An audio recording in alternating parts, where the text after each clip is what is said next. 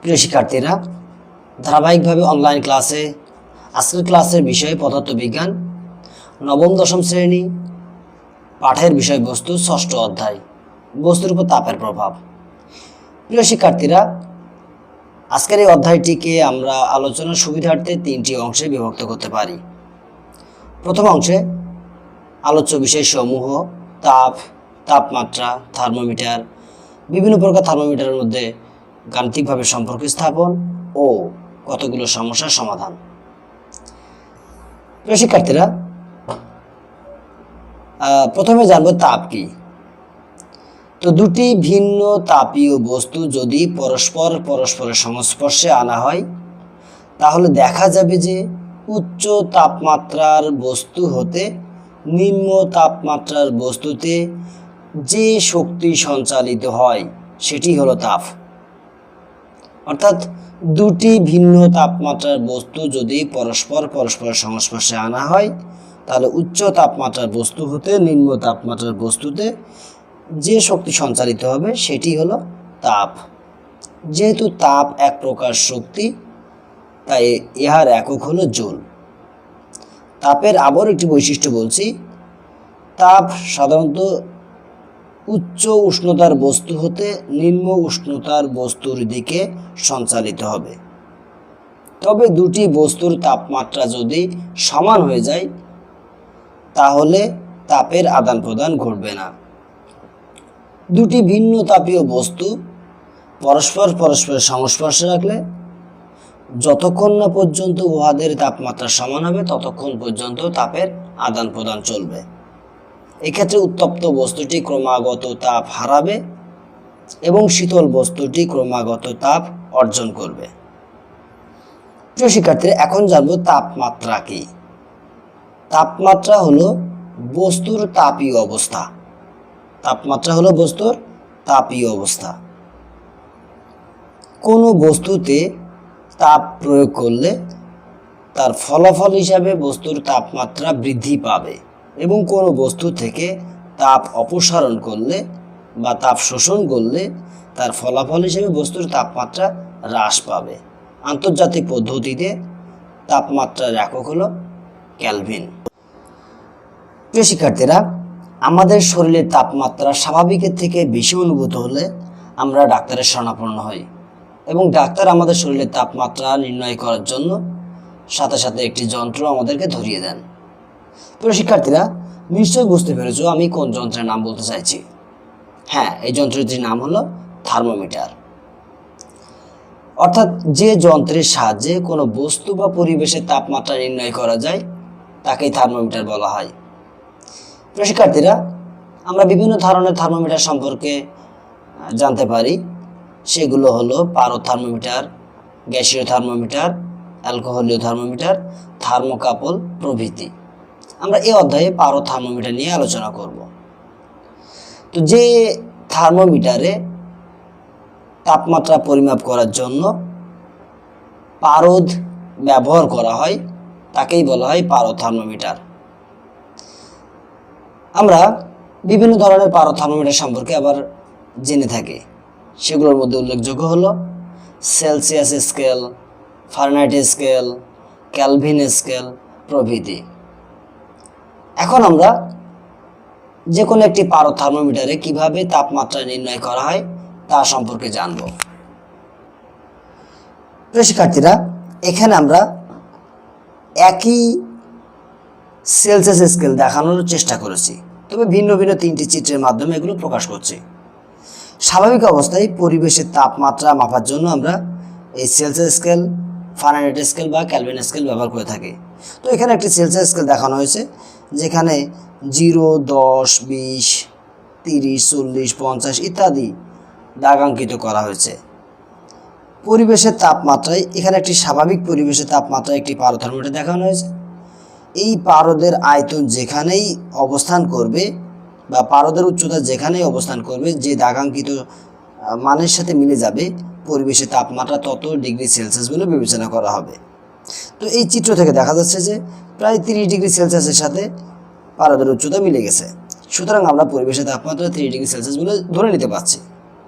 এখন যদি এই থার্মোমিটারটাকে একটি উত্তপ্ত পানির পাত্রের ভিতর নিমজ্জিত করি, তাহলে দেখা যাবে যে পারদের উচ্চতা ক্রমাগত বৃদ্ধি পেয়েছে এবং সেটা 60 ডিগ্রি সেলসিয়াস তাপমাত্রার সাথে মিলে গেছে। আমরা এটা ধরে নিচ্ছি, তাহলে ভাবছি যে এই উত্তপ্ত পানির তাপমাত্রা হলো 60 ডিগ্রি সেলসিয়াস। কিন্তু এই থার্মোমিটারটাকে যদি আমরা আবার শীতল পানির ভিতরে প্রবেশ করাই, তাহলে পারদের আয়তন সংকুচিত হয়ে অনেকটা নিচে নামে আসবে। এখানে দেখা যাচ্ছে যে 10 ডিগ্রি বা 20 ডিগ্রি সেলসিয়াসের মধ্যে অবস্থান করছে, অর্থাৎ পরিবেশের তাপমাত্রা পারদ থার্মোমিটারে পারদের উচ্চতা বা আয়তনের সংকোচন বা প্রসারণের দ্বারা নির্ধারণ করা হয়। তাপমাত্রা বৃদ্ধি পেলে আয়তনের প্রসারণ ঘটবে এবং পারদ থার্মোমিটারে দাগাঙ্কিত যে মানের সাথে মিলে যাবে পরিবেশের তাপমাত্রা বা বস্তুর তাপমাত্রা, সেটাই বলে বিবেচনা করব। সুতরাং আমরা বলছি পারদ থার্মোমিটারে পারদের আয়তনের সংকোচন বা প্রসারণের সাহায্যে পরিবেশের তাপমাত্রা বা বস্তুর তাপমাত্রা নির্ধারণ করছে। প্রিয় শিক্ষার্থীরা, শুধু পারদ নয়, পারদের মতো যে সকল পদার্থ তাপ সংবেদী সেই সকল পদার্থের সাহায্যে আমরা পরিবেশের তাপমাত্রা বা বস্তুর তাপমাত্রা নির্ণয় করতে পারি। এখন এই সকল বস্তুর আয়তন সংকোচন বা প্রসারণ নেই আরও কতগুলো ধর্ম আছে, যে সকল ধর্মের নিয়মিত পরিবর্তনের দ্বারা পরিবেশের তাপমাত্রা নির্ধারণ করা যায়।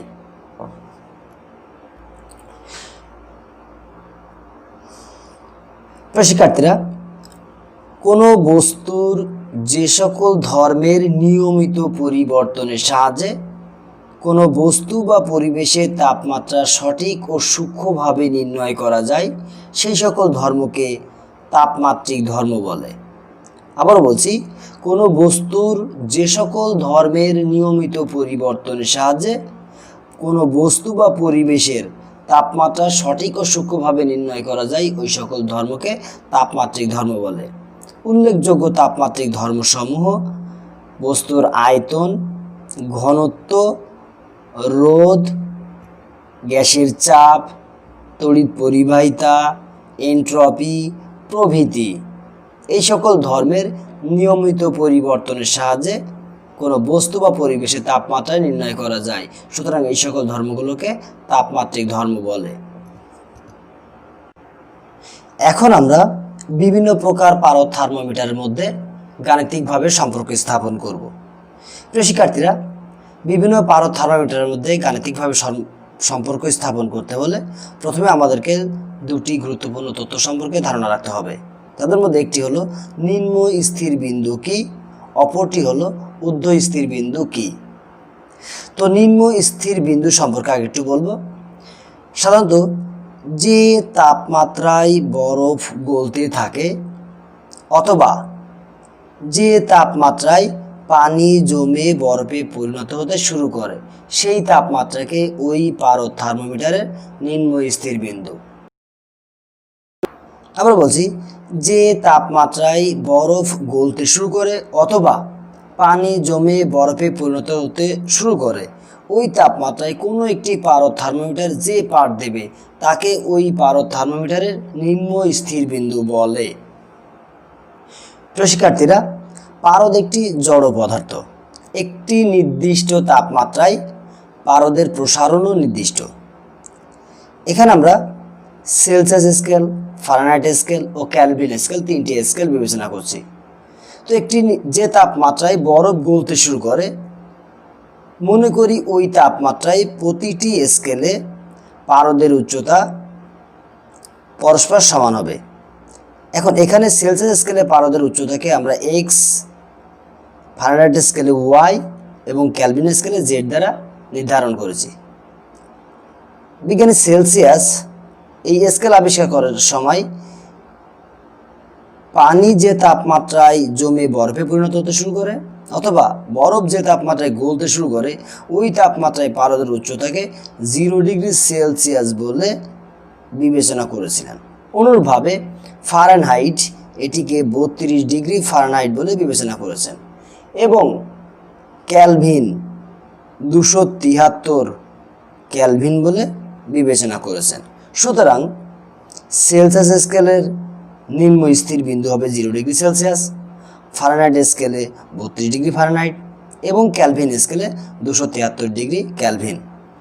মনে রাখতে হবে বরফ যে তাপমাত্রায় গলতে শুরু করে অথবা পানি যে তাপমাত্রায় বরফে পরিণত হতে শুরু করে ওই তাপমাত্রায় প্রতিটি পারদ থার্মোমিটারের পারদের প্রসারণ একই হবে, অর্থাৎ পারদের উচ্চতা একই হবে। প্রিয় শিক্ষার্থীরা, এখন জানবো ঊর্ধ্ব স্থির বিন্দু কি। যে তাপমাত্রায় পানি বুদবুদ সহকারে বাষ্পে পরিণত হয় সেই তাপমাত্রায় কোনো একটি পারদ থার্মোমিটার যে পাঠ দেয় তাকে ওই পারদ থার্মোমিটারের ঊর্ধ্ব স্থির বিন্দু বলে। আবার বলছি, পানি যে তাপমাত্রায় বুদবুদ সহকারে বাষ্পে পরিণত হয় সেই তাপমাত্রায় কোনো একটি পারদ থার্মোমিটার যে পাঠ দান করে তাকে ওই পারদ থার্মোমিটারের ঊর্ধ্ব স্থির বিন্দু বলে। এক্ষেত্রে নিম্ন স্থির বিন্দু হতে ঊর্ধ্ব স্থির বিন্দুর ক্ষেত্রে প্রতিটি পারদ থার্মোমিটারে পারদের উচ্চতা একই হবে। আমরা এখানে সেলসিয়াস স্কেল, ফারেনহাইট স্কেল ও ক্যালভিন স্কেলে এই ঊর্ধ্ব স্থির বিন্দুগুলোকে যথাক্রমে এম, এন ও পি দ্বারা চিহ্নিত করেছি। সেলসিয়াস এই ঊর্ধ্ব স্থির বিন্দুকে 100 ডিগ্রি সেলসিয়াস বলে বিবেচনা করেছিলেন। ফারেনহাইট 212 ডিগ্রি ফারেনহাইট এবং ক্যালভিন 373 ক্যালভিন বলে বিবেচনা করেছিলেন। অর্থাৎ সেলসিয়াস স্কেলের নিম্ন স্থির বিন্দু ও ঊর্ধ্ব স্থির বিন্দুর মধ্যে ব্যবধান হলো 100 ডিগ্রি সেলসিয়াস এবং ফারেনহাইট স্কেলে এই নিম্ন স্থির বিন্দু ও ঊর্ধ্ব স্থির বিন্দুর মধ্যে ব্যবধান হলো 212 - 32 212 - 32 ইজ ইকুয়াল 180 ডিগ্রি ফারেনহাইট। অনুরূপভাবে ক্যালভিন স্কেলে এই নিম্ন স্থির বিন্দু ও ঊর্ধ্ব স্থির বিন্দুর মধ্যে ব্যবধান হলো 373 - 273 ইজ ইকুয়াল 100 ক্যালভিন। অর্থাৎ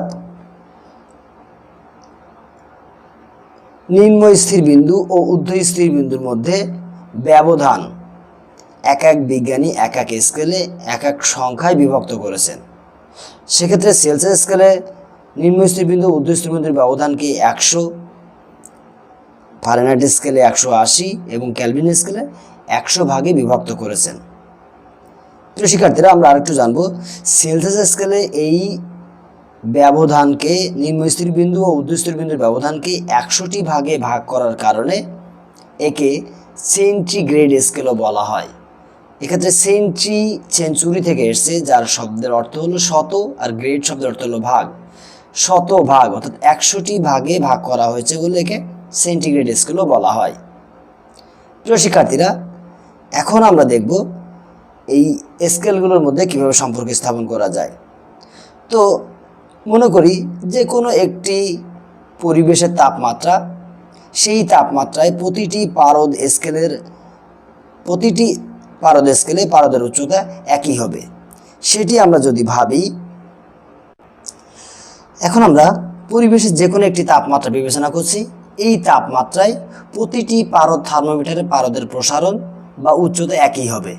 ধরে নিচ্ছি সেলসিয়াস স্কেলে পারদের উচ্চতাকে আমরা এ বিন্দু দ্বারা চিহ্নিত করলাম, ফারেনহাইট স্কেলে বি দ্বারা চিহ্নিত করলাম এবং ক্যালভিন স্কেলে ডি দ্বারা চিহ্নিত করলাম। তবে এই উচ্চতায় পারদের সেলসিয়াস স্কেলে তাপমাত্রাকে আমরা যদি সি দ্বারা প্রকাশ করি, ফারেনহাইট স্কেলে এফ দ্বারা প্রকাশ করি এবং ক্যালভিন স্কেলে কে দ্বারা প্রকাশ করি। এখন আমরা তাহলে দেখব প্রতিটি পারদ থার্মোমিটারে এই পরিবেশের তাপমাত্রায় এ এক্স, বি ওয়াই এবং ডি জেড প্রতিটি উচ্চতা পরস্পর সমান। অর্থাৎ এটি হলো পরিবেশের তাপমাত্রা। পরিবেশের যে কোনো তাপমাত্রা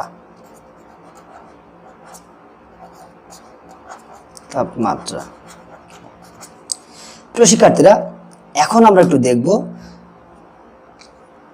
পরিবেশের তাপমাত্রায় প্রতিটি পারদ থার্মোমিটারের উচ্চতা নিম্ন স্থির বিন্দুতে একই হওয়ার কারণে এ এক্স, বি ওয়াই এবং ডি জেড পরস্পর সমান।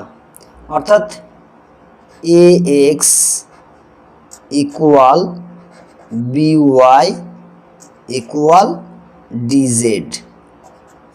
আবার বলছি, ঊর্ধ্ব স্থির বিন্দুতে প্রতিটি পারো-থার্মোমিটারের উচ্চতা একই হওয়ার কারণে mx আবার mx is equal ny is equal pz, যেখানে m হলো সেলসিয়াস স্কেল, n হলো ফারেনহাইট স্কেল এবং p হলো কেলভিন স্কেলের ঊর্ধ্ব স্থির বিন্দু নির্দেশ করছে। সুতরাং আমরা যদি 1 নাম্বার 2 নাম্বার ইকুয়েশন হিসেবে বিবেচনা করি, তাহলে 1 নাম্বার ইকুয়েশন প্রত্যেকটাকে যদি আমরা mx দ্বারা ভাগ করি তাহলে পাই ax by mx equal by by mx equal dz by mx। এখন ax by mx equal by by mx ny এর সমান। তাহলে আমি mx এর পরিবর্তে আমরা যদি ny বিবেচনা করি, আবার dz বাই এই mx pz এর সমান pz বিবেচনা করি, তাহলে এখন আমরা দেখব ax উচ্চতায় তাপমাত্রার ব্যবধান কত। তাহলে আমি যদি এই বিন্দুতে সেলসিয়াস স্কেলের তাপমাত্রা যদি c ধরি, তাহলে ax ব্যবধানে বা উচ্চতায় তাপমাত্রা ব্যবধান হবে c-0, অর্থাৎ x এর পরিবর্তে আমরা লিখতে পারি c-0 বাই mx, অর্থাৎ ঊর্ধ্ব স্থির বিন্দু ও নিম্ন স্থির বিন্দুর মধ্যে তাপমাত্রা ব্যবধান। তো আমরা আগেই বলেছি সেলসিয়াস স্কেলের ঊর্ধ্ব স্থির বিন্দু হলো 100 ডিগ্রি সেলসিয়াস, তাহলে সেক্ষেত্রে বলবো ঊর্ধ্ব স্থির বিন্দু 100 মাইনাস নিম্ন স্থির বিন্দু হলো 0 সমান সমান by। by হলো এ বিন্দু মানে বি বিন্দুতে তাপমাত্রাকে আমরা ফারেনহাইট স্কেলে f ধরেছি এবং y বিন্দুতে তাপমাত্রাকে 32 ডিগ্রি ফারেনহাইট বিবেচনা করেছি, তাহলে লিখতে পারি f মাইনাস 32 বাই, আবারও ফারেনহাইট স্কেলে ঊর্ধ্ব স্থির বিন্দু n বিন্দুতে তাপমাত্রা হলো 212 ডিগ্রি ফারেনহাইট মাইনাস নিম্ন স্থির বিন্দু হলো 32 ডিগ্রি ফারেনহাইট ইকুয়াল dz, অর্থাৎ এই ক্ষেত্রে d হলো কেলভিন স্কেলের পরিবেশের তাপমাত্রা, যে তাপমাত্রা আমরা k দ্বারা শনাক্ত করেছি বা চিহ্নিত করেছি। তাহলে k মাইনাস নিম্ন স্থির বিন্দু হলো 273 কেলভিন, 273 ভাগ pz, অর্থাৎ p হলো তার ঊর্ধ্ব স্থির বিন্দু যাকে আমরা কেলভিন, যাকে 373 বলে বিবেচনা করেছেন, তাহলে 373 মাইনাস pz, z বিন্দুতে তাপমাত্রা হলো 273 মাইনাস 273। আবারও বলছি, এক্ষেত্রে একটি পরিবেশের একটি নির্দিষ্ট তাপমাত্রায় প্রতিটি থার্মোমিটারের পারদের উচ্চতা সমান সমান হওয়ার কারণে আমরা এটাকে কয়েকটি বিন্দু দ্বারা সূচিত করেছি। সেলসিয়াস স্কেলের জন্য a, ফারেনহাইট স্কেলের জন্য b এবং কেলভিন স্কেলের জন্য d দ্বারা চিহ্নিত করেছি। প্রিয় শিক্ষার্থীরা, এক্ষেত্রে a বিন্দু তাপমাত্রাকে যদি c, b বিন্দু তাপমাত্রাকে যদি f এবং d বিন্দু তাপমাত্রাকে যদি k দ্বারা বিবেচনা করা হয়, তাহলে ax উচ্চতায়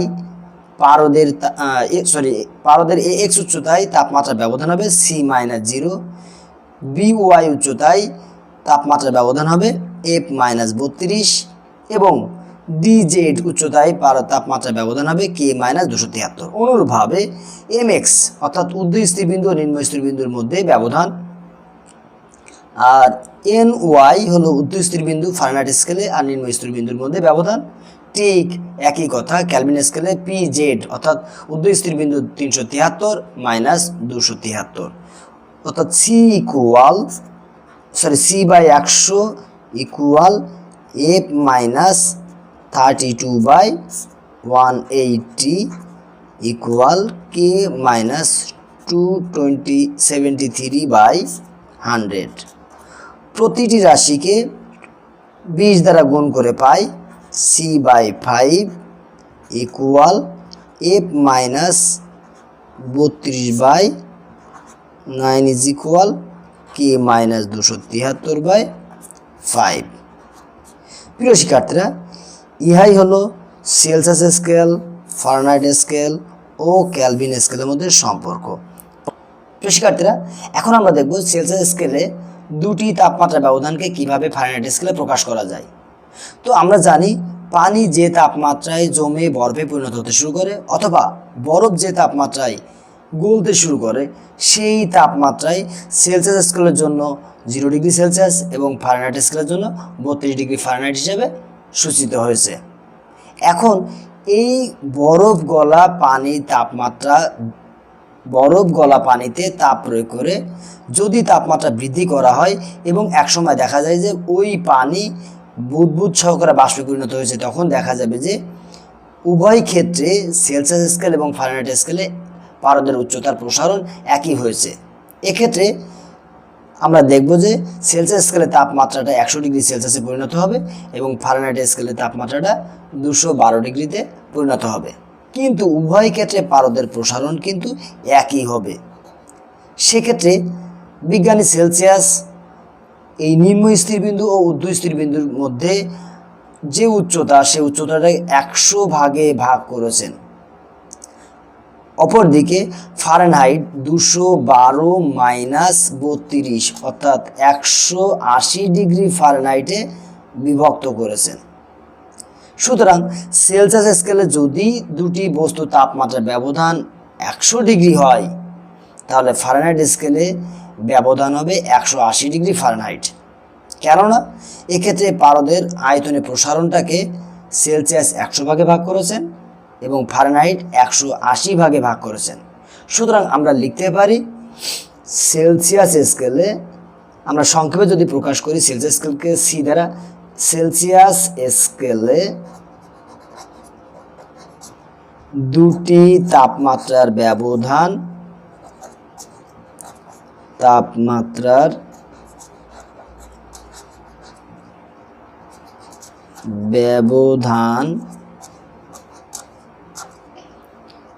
100 ডিগ্রি সেলসিয়াস হলে, ফারেনহাইট স্কেলকে যদি আমরা এফ দ্বারা প্রকাশ করি, তাহলে ফারেনহাইট স্কেলে ব্যবধান 180 ডিগ্রি ফারেনহাইট হবে। প্রিয় শিক্ষার্থীরা, অতএব ফারেনহাইট সেলসিয়াস স্কেলে যদি 1 ডিগ্রি সেলসিয়াস ব্যবধান হয়, তাহলে সেক্ষেত্রে ফারেনহাইট স্কেলে ব্যবধান হবে 180 ভাগ 100 ডিগ্রি ফারেনহাইট।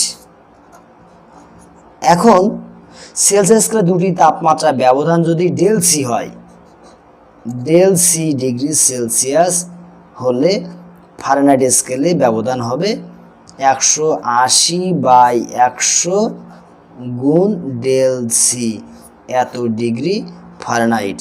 একটু কাটাকাটি করলে আমরা পাবো 9/5 ইন্টু ডেল সি, এত ডিগ্রি ফারেনহাইট।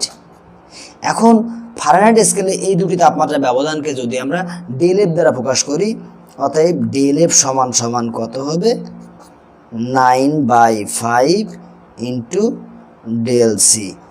প্রিয় শিক্ষার্থীরা, এই সূত্রের সাহায্যে সেলসিয়াস স্কেলে যে কোনো দুটি তাপমাত্রার মধ্যে ব্যবধানকে ফারেনহাইট স্কেলে ওই দুটি তাপমাত্রার ব্যবধান রূপে প্রকাশ করতে পারি। আবারও বলছি, সেলসিয়াস স্কেলের নিম্ন স্থিরবিন্দু ও ঊর্ধ্ব স্থিরবিন্দুর মধ্যে ব্যবধান ছিল 100 ঘর। ফারেনহাইট স্কেলেও নিম্ন স্থিরবিন্দু ও ঊর্ধ্ব স্থিরবিন্দুর মধ্যে ব্যবধান হলো 180 ঘর। যেহেতু উভয় ক্ষেত্রে পারদের উচ্চতা সমান কিন্তু ভাগ সংখ্যা ভিন্ন, সেহেতু প্রতিটি ভাগ সংখ্যার মান কখনোই সমান হবে না। উদাহরণ হিসেবে একটি বলতে পারি, এক ব্যক্তির 5টি সন্তান আছে যার সম্পদের পরিমাণ 5 বিঘা। অপর ব্যক্তিরও 5 বিঘা সম্পদ আছে কিন্তু সন্তানের পরিমাণ 2টি। সুতরাং প্রথম ব্যক্তির 5 সন্তানে 5 বিঘা জমি যদি সমান ভাগ পায়, প্রতি সন্তান পাবে 1 বিঘা। অপর ব্যক্তির 2টি সন্তানে যদি ওই 5 বিঘা সম্পত্তি ভাগ পায়, তাহলে এক একজন পাবে 2.5 বিঘা। সুতরাং প্রতিটি সন্তানের প্রাপ্ত সম্পদ প্রথম জন ও দ্বিতীয় জনের ক্ষেত্রে সমান হবে না। এক্ষেত্রেও উভয় ক্ষেত্রে পারদের উচ্চতা সমান পরিমাণে বৃদ্ধি পাওয়ায় কিন্তু ভাগ সংখ্যা ভিন্ন ভিন্ন হওয়ায় উভয় ক্ষেত্রে প্রতি ভাগের মান সমান হবে না। যেহেতু এক্ষেত্রে সেলসিয়াস স্কেলে মাত্র 100 ঘর বিভাজিত হয়েছে, কিন্তু ফারেনহাইট স্কেলে 180 ঘর বিভাজিত হয়েছে। ফারেনহাইট স্কেলের জন্য ভাগ সংখ্যার পরিমাণ বেশি, তাই প্রতি ঘরের মানও কম হবে। সেক্ষেত্রে আমরা ফারেনহাইট স্কেলে এরকম দুটি তাপমাত্রার পার্থক্য ডেল এফকে আমরা সেলসিয়াস স্কেলে দুটি তাপমাত্রার পার্থক্য যদি ডেল সি দ্বারা প্রকাশ করি, তাহলে সেক্ষেত্রে পাবো 9/5 ইন্টু ডেল সি। এখন যদি সেলসিয়াস স্কেলে দুটি তাপমাত্রা যথাক্রমে C1 ও C2 হয়, তাহলে সেক্ষেত্রে ডেল সি ইজ ইকুয়াল হবে C2 মাইনাস C1, অর্থাৎ উচ্চ তাপমাত্রা মাইনাস নিম্ন তাপমাত্রা। আবার যদি ফারেনহাইট স্কেলে দুটি তাপমাত্রার ব্যবধান যদি ডেল এফ হয়, সেক্ষেত্রে তাপমাত্রা দুটি যদি F2 ও F1 হয়, তাহলে তাপমাত্রা ব্যবধান হবে F2 মাইনাস F1। তো শিক্ষার্থীরা, এখন আমরা পূর্বে যে সূত্রটা শিখেছিলাম সেটি ছিল C/5 equal F minus 32/9 equal K minus 273/5। এই দুটি সূত্রের সাহায্যে আমরা কতগুলো গাণিতিক সমস্যার সমাধান করব। তুমি মনে রাখতে হবে, প্রথম যে সূত্রটা করেছিলাম C/5 is equal F minus 32/9 is equal K minus 273/5, এই সূত্রটি দ্বারা শুধু একটি নির্দিষ্ট তাপমাত্রাকে এক স্কেল থেকে অন্য স্কেলে রূপান্তর করার জন্য ব্যবহার করা যেতে পারে।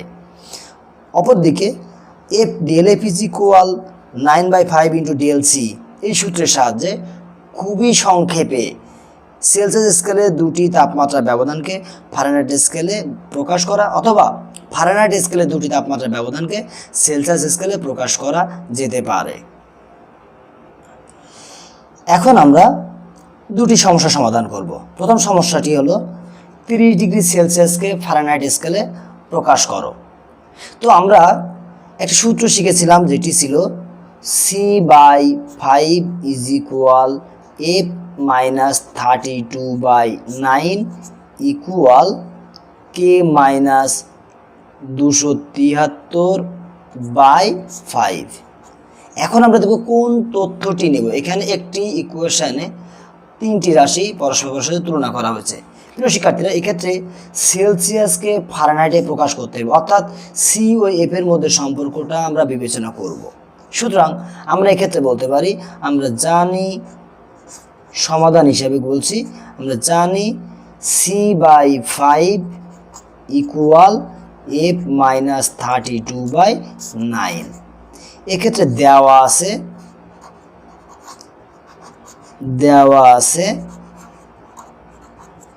সেলসিয়াস স্কেলের part C is equal 30 degree Celsius, সেক্ষেত্রে ফারেনহাইট স্কেলে এফ ইজ ইকুয়াল হোয়াট।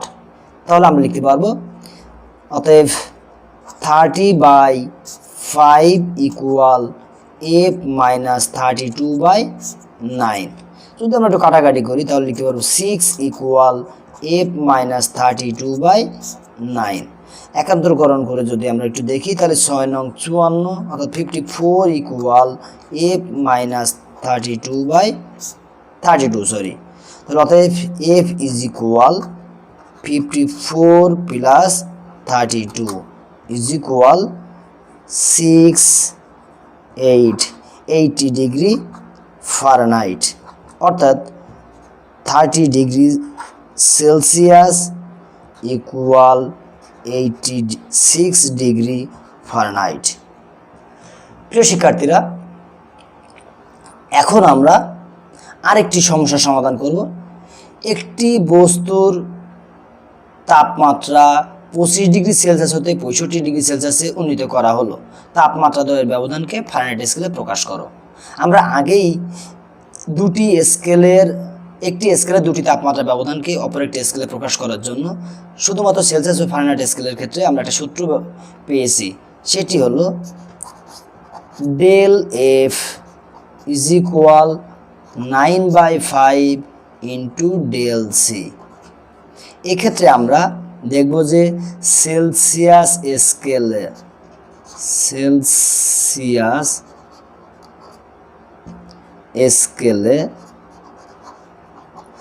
দেখব C1 is equal 25 degree Celsius এবং C2 is equal 65 degree Celsius. অতএব del C is equal C2 minus C1 equal 65 minus 25 is equal 40 degree Celsius. সেক্ষেত্রে del F is equal what? তো আমরা এক্ষেত্রে দেখব del F is equal 9/5 into del C অর্থাৎ 40 degree Celsius. তো সেক্ষেত্রে আমরা টোটালি এত ডিগ্রি ফারেনহাইট লিখব। Del F is equal 9/5 into del C Fahrenheit. তো আমরা এখানে এত ডিগ্রি ফারেনহাইট লিখব। তো কাটাকাটি করলে দেখা যাবে কি 5 × 40 8 9 72 তো 72 ডিগ্রি ফারেনহাইট। সুতরাং সেলসিয়াস স্কেলে 25 ডিগ্রি সেলসিয়াস ও 65 ডিগ্রি সেলসিয়াসের তাপমাত্রার ব্যবধানকে আমরা যদি ফারেনহাইট স্কেলে প্রকাশ করি সেটি হবে 72 ডিগ্রি ফারেনহাইট। অর্থাৎ সেলসিয়াস স্কেলে যদি 25 ডিগ্রি সেলসিয়াস তাপমাত্রা বৃদ্ধি পায় তাহলে ফারেনহাইট স্কেলে তাপমাত্রার ব্যবধানটা 72 ডিগ্রি ফারেনহাইট হবে। প্রিয় শিক্ষার্থীরা, আজকের মতো এখানেই শেষ করছি। পরবর্তী ক্লাস দেখার জন্য সকলকে আমন্ত্রণ জানাচ্ছি। আল্লাহ হাফেজ।